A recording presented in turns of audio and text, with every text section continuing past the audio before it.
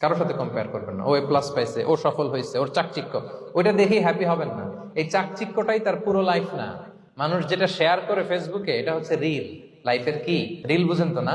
সবাই বুঝে মাশাআল্লাহ। Highlighted reel. আপনি কি মনে করছেন এই যে রিলের মধ্যে যতটুকু দেখছেন এটা পুরোটাই ওর লাইফ?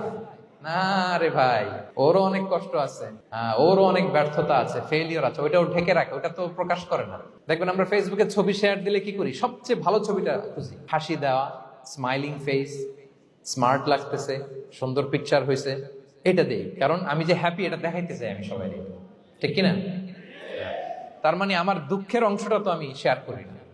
সো আপনি কারো চাকচিক্য দেখলে অবাক হবেন না, এটাই তার হোল লাইফ নয়। It's not the entire picture of his life. এটা হচ্ছে হাইলাইটেড রিল। এটা কি? সবাই বলেন এটা কি?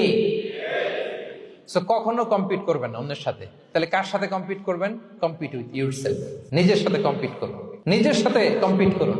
and try to be the better version of yourself in every single day. প্রতিদিন নিজেকে একটু একটু করে ডেভেলপ করার চেষ্টা করুন।